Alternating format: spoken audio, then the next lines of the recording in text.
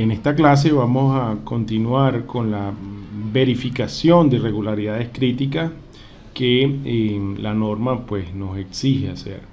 En principio vamos a hacerlo con nuestro modelo 4, pero vamos a comenzar con la verificación de la irregularidad crítica definida como entrepiso blando por cambios de rigidez, ¿no? Y bueno, la norma nos indica explícitamente que cuando la rigidez lateral de un entrepiso es menor a 0,70 veces la del entrepiso superior o 0,80 veces el promedio de las rigideces de los tres entrepisos superiores, se presenta esta irregularidad llamada entrepiso blando. Luego nos dice que se debe incluir la contribución de la tabiquería y otros elementos no estructurales que puedan afectar la rigidez lateral de la estructura. Entonces vamos en principio a ver cómo debemos determinar estas rigideces laterales. Aquí vemos un poco el contexto teórico que hay detrás de esto, cuando hay pared o no hay pared. El programa nos permite, ya lo veíamos en los videos anteriores, determinar el cortante de piso y también la deriva entre piso, y ese cociente de cortante entre deriva está definido como la rigidez lateral. Esa nos la proporciona el programa también de una forma bastante ágil y hacemos uso de ello, ¿no? Para esta verificación que está aquí, vemos acá expresa la verificación de la norma, ¿no? Entonces vamos al programa y veamos cómo podemos hacer esto. En principio, bueno, debemos tener el análisis en ejecución. Esto pues como siempre tarda algunos minutos. Estamos, como ya les mencionaba, aún en nuestro modelo número 4, pero luego lo vamos a hacer con el modelo número 5, el modelo que tiene las paredes de relleno. Ya culminó el análisis y vamos al menú Display. Acá en el menú Display podemos ver la respuesta, los gráficos de respuesta de piso o por piso, y vamos a buscar acá la opción de rigidez de piso, History Stiffness. Esto pues puede estar asociado, debe estar asociado a un caso de carga o una combinación que represente las cargas laterales, ¿no? En este caso puede ser SH o cualquiera de los sismos, o en X o en Y, ¿no? En principio pudieran ser estos propios o naturales en los cuales veamos estos gráficos, ¿no? O también pudiera ser, para intentar ver las dos direcciones, el caso SH. Bien, vemos que esto tiene unidades, por supuesto, de rigidez. Acá está toneladas por metros. Y quizás algo que pudiera mejorar este programa es hacer un gráfico no de líneas de trazos que unan esos puntos, sino más bien de barras completas, ¿no? Porque la rigidez es un concepto de todo el entrepiso, y quizás este valor pudiera ser, o este gráfico pudiera ser de barras de esta manera, ¿no? Eso es lo que intentamos explicar o exponer en la clase práctica cuando ilustramos un poco lo que ocurre con estos gráficos, ¿no?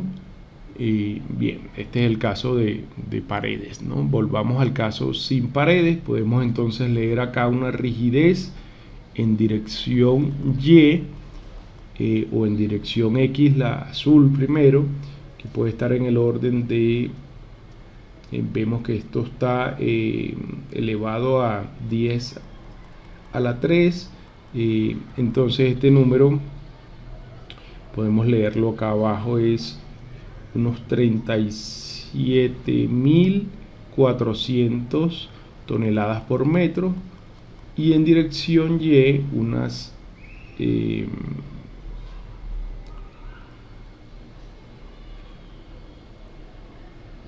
32.833 toneladas sobre metros, ¿no? Esas son las unidades de rigidez. Entonces de esta manera podemos hacer esa consulta. Si la vemos en cada dirección, pues acá vemos que puede haber ligeras diferencias, pero en general puede ser bastante útil esta herramienta para determinar la rigidez de cada entrepiso. ¿Qué análisis debemos hacer acá? Bueno, ver que las rigideces de los entrepisos superiores, en este caso vemos son claramente inferiores a la rigidez del entrepiso de abajo, ¿no? De cada entrepiso de abajo. Todas son inferiores, por lo tanto no tenemos un aumento de rigideces con la altura, ni un cambio significativo o brusco de rigideces entre un entrepiso y otro, ¿no? Y acá podemos también, por supuesto, mirar la rigidez promedio de los tres entrepisos superiores y comparar con el entrepiso inferior, por ejemplo. Este tipo de resultados, por supuesto, lo podemos ver gráficamente o también a través de las tablas. Los resultados a través de tabla podemos obtenerlos en el explorador del modelo, la opción tablas y la opción análisis de resultados o resultados del análisis. Vamos a la opción resultados o salidas de la estructura. En otros resultados encontramos la opción de la tabla de rigidez. Damos clic derecho y en la opción Show Table vamos a encontrar los resultados de la rigidez. Aquí vemos el cortante, la deriva y la rigidez en la dirección X. Un poco más adelante igual el cortante, la deriva y la rigidez en la dirección Y, ¿no? Para los casos, fíjense, de carga SX en cada uno de los entrepisos. Aquí 4, 3, 2, 1. En X vemos las rigideces en unidades de toneladas entre metros. Y vemos para los mismos 4 entrepisos en la dirección o el caso de análisis SY, las rigideces de la estructura en esa dirección. Pues aquí podemos, por inspección simple, comprobar que las rigideces de los entrepisos superiores siempre es superior, para este caso, de la estructura con paredes. Como ustedes saben, podemos exportar esta tabla Excel y hacer los cálculos que sean necesarios cuando fuese necesario hacerlo para hacer la verificación tanto del límite de 0,80 veces la rigidez del entrepiso inferior como la de 0,70 veces el promedio de los tres entrepisos superiores. Bien, eso es el resultado que obtenemos en el caso de nuestro modelo sin paredes. Yo tengo acá el modelo con paredes en todos los sitios donde se encuentran. Y para este modelo que ya analizamos, podemos también obtener nuestros resultados para el caso de cada caso de carga de sismo, en este caso X o Y, referido a la rigidez de entrepisos. Aquí vemos la rigidez en X con paredes, evidentemente una rigidez mayor, las paredes introducen una rigidez significativa, y en el sentido Y. En este caso podemos verificar que los resultados coinciden bastante bien con lo que hemos ilustrado acá en la clase práctica, ¿no? Tanto para la dirección X como para la dirección Y. Bien, acá también podemos consultar las tablas de resultados como lo hicimos para el caso sin paredes.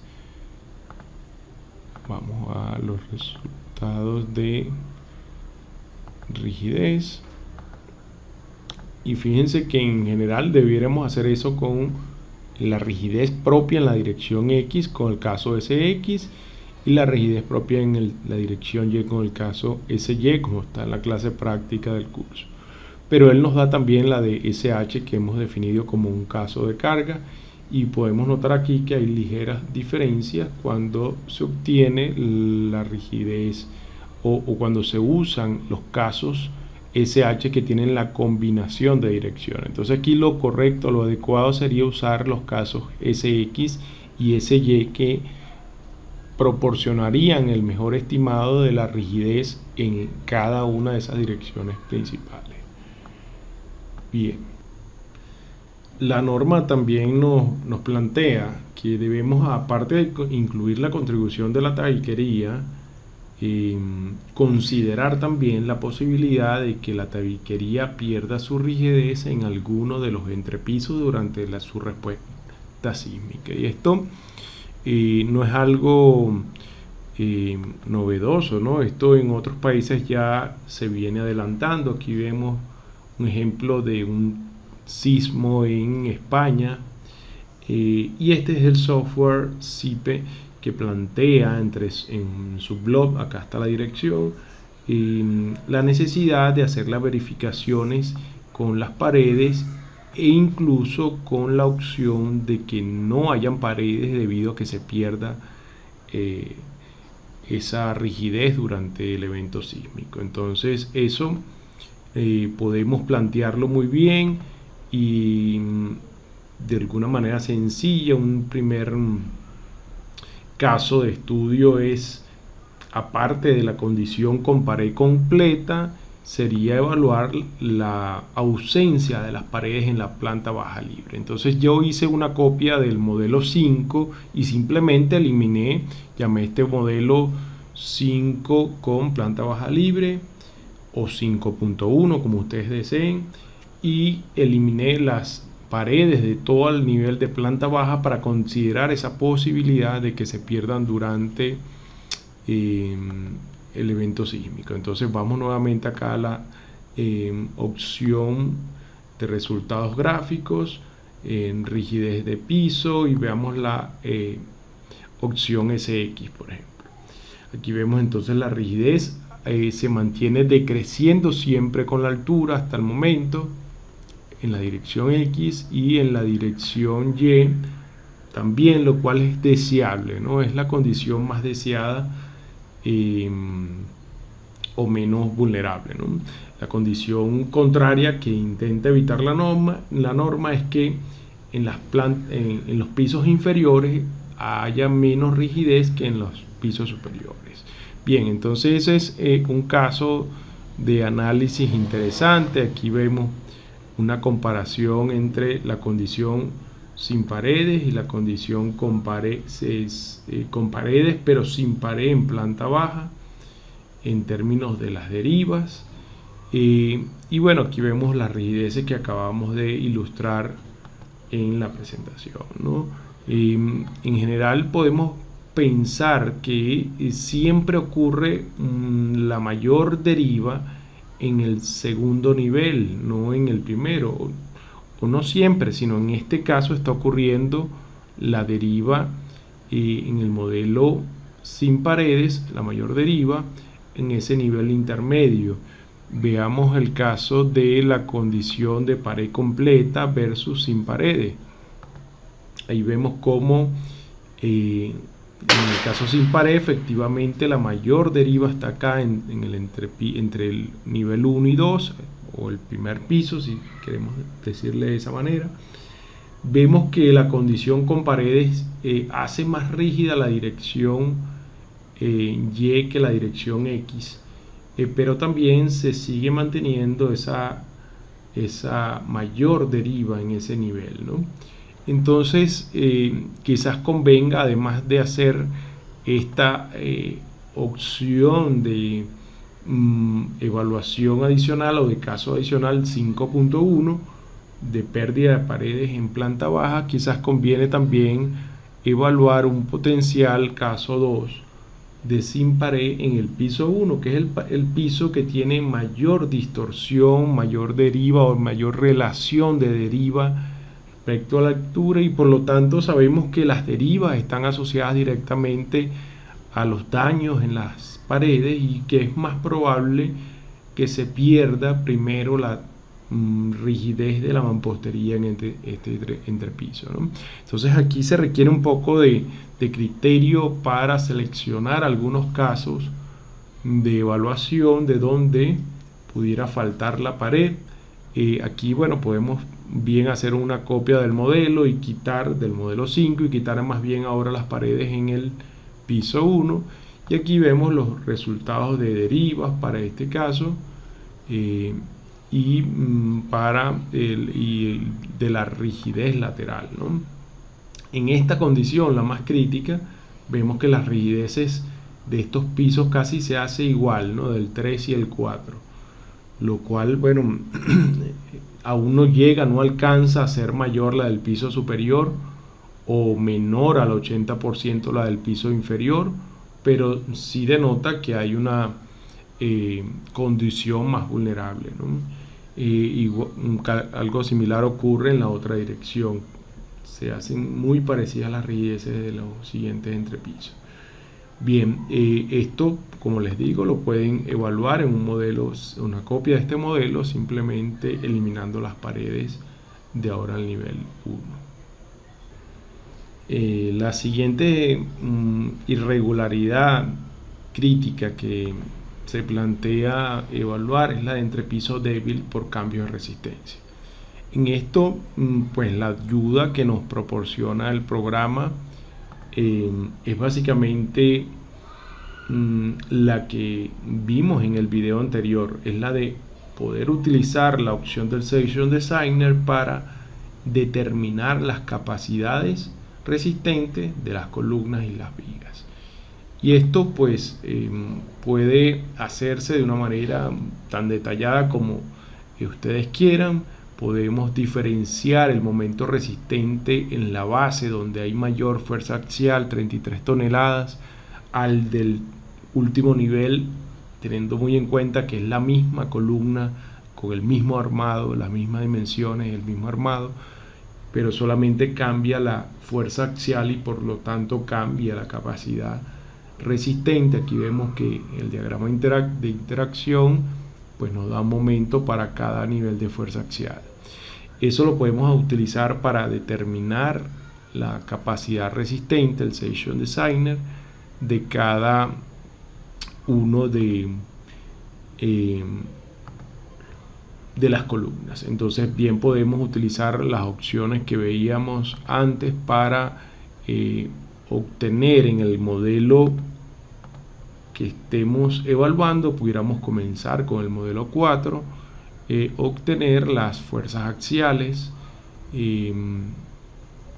que están presentes en el problema de acuerdo a la combinación de carga que conduzca a la condición más desfavorable, que puede ser 4 o 5 o la que ustedes ahí consideren. Aquí tendríamos que mirar quizás fuerzas axiales, lo que veíamos ahí, y diferenciar entonces el cálculo de la capacidad resistente de acuerdo a lo que estudiamos en el video anterior, ¿no? Aquí podemos ver en la opción de las propiedades de las secciones, en el Section Designer de la columna, pues la capacidad resistente de esa columna en su diagrama de interacción, bien sea excluyendo phi solamente, que sería el momento teórico, o incluyendo la sobreresistencia. Yo decía, en este caso convendría utilizar el mismo criterio para toda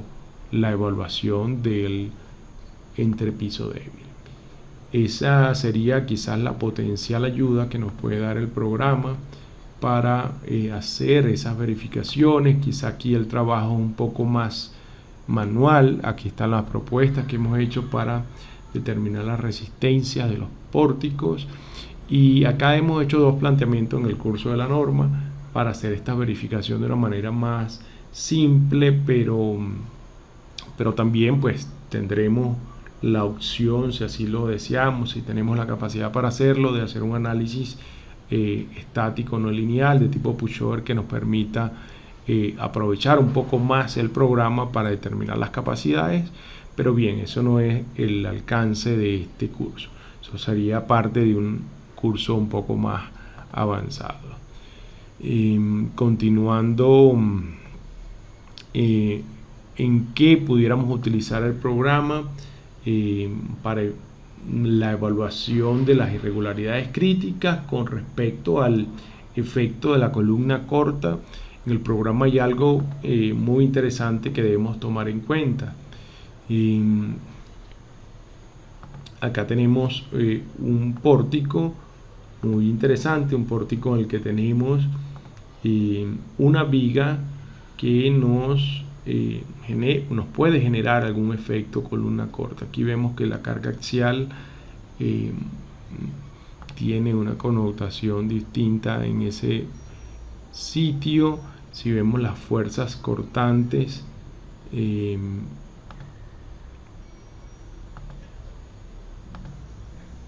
podemos ver que hay incrementos significativos de la fuerza cortante en ese sitio.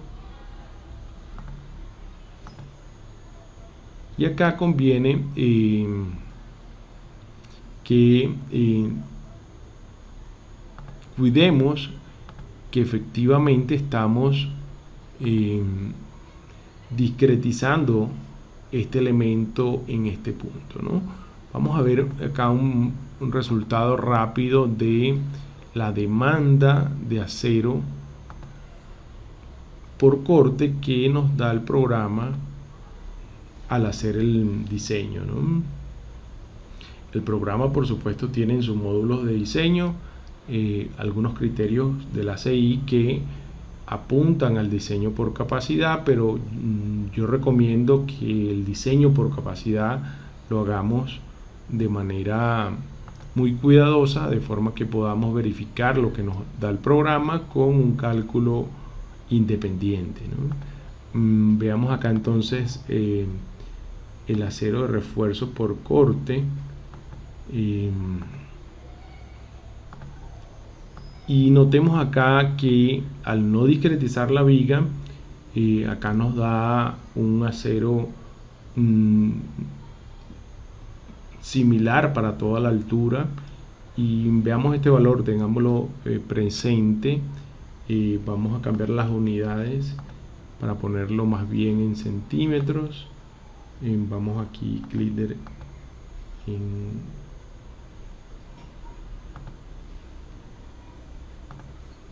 centímetros las unidades. Bien, es 0,07 el valor que nos da en unidades, 0,065 en este lado, 0,07, y veamos qué ocurre cuando decidimos discretizar este elemento en la junta o nodo, ¿no?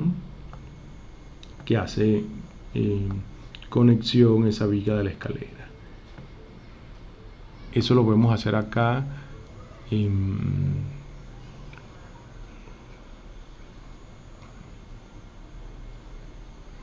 bueno, en primer lugar debemos abrir el candado para poder hacer esa edición, y editamos aquí en la opción editar frames.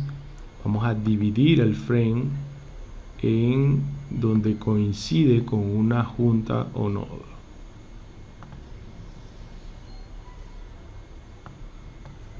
Aquí podemos ver entonces que ha dividido la columna en ese sitio donde coincide la viga. Vamos a hacer nuevamente el análisis. Esperamos un poco por los resultados.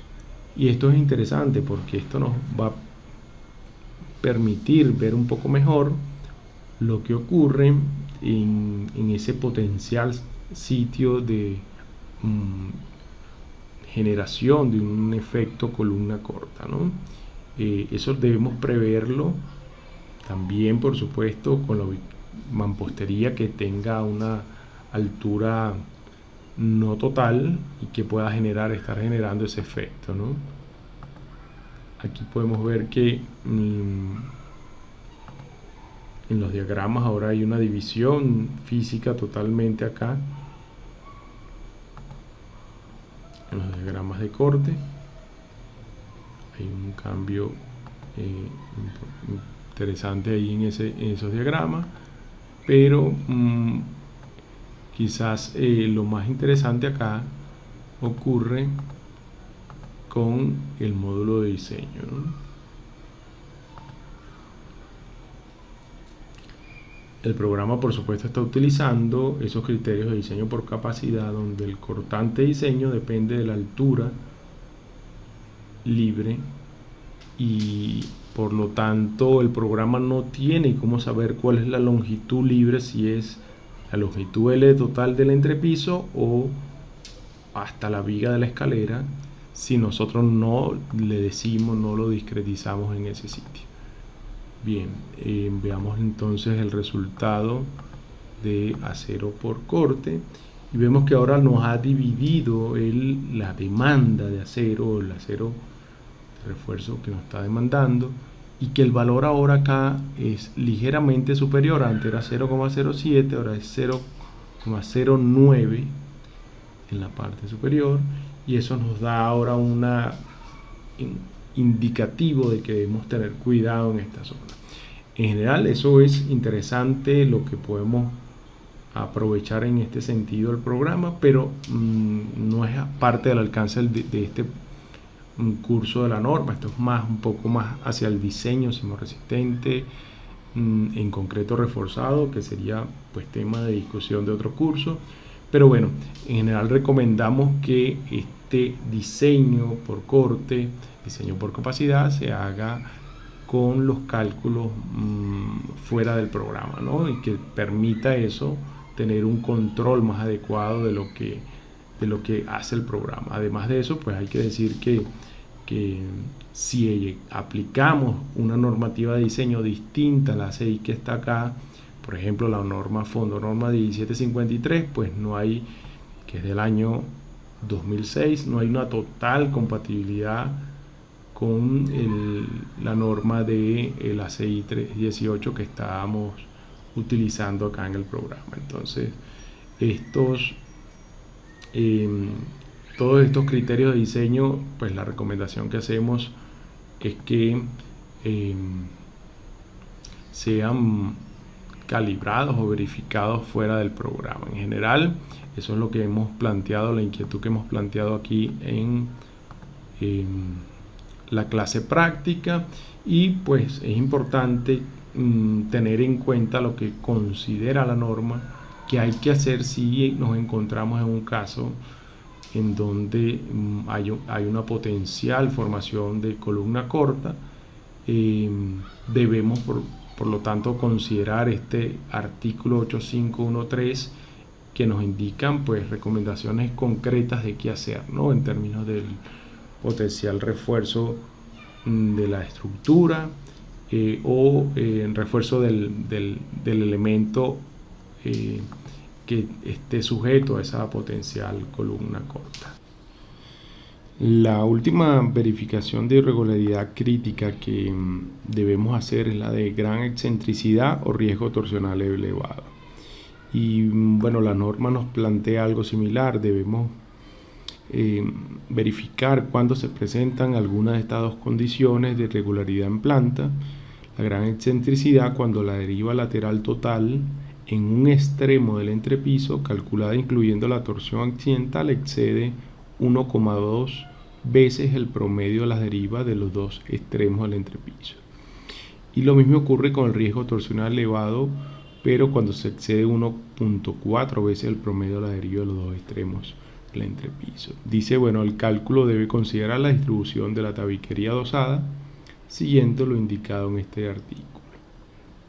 Bien, nosotros hemos planteado acá literalmente lo que dice la norma. Tomamos dos extremos del modelo 5 con paredes y hemos determinado las derivas y el promedio de esas derivas para determinar esa relación. Esto hay que hacerlo, por supuesto, no solamente en estos dos extremos, deberíamos tomarlo en otros puntos, o pudiéramos tomar todos los puntos de los dos extremos y en todos los entrepisos. Acá en este ejemplo eso se hizo en el nivel 4 del modelo 5.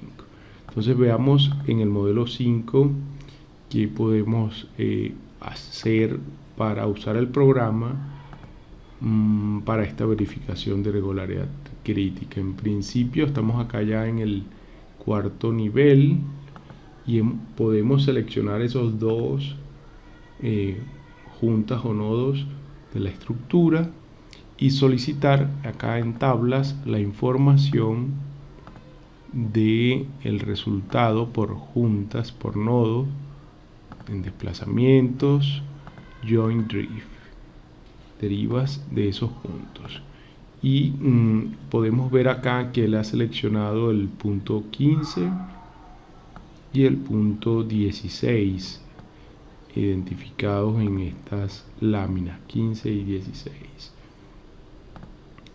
Bien, esta información entonces es la que podemos usar, la podemos exportar a Excel como ya lo hemos hecho antes, y aquí podemos colocar un filtro que nos permita seleccionar los casos que queremos considerar. En este caso pudiéramos considerar los casos SX, SY, o si queremos verificar pues las combinaciones que tienen el sismo 4 y 5, por ejemplo.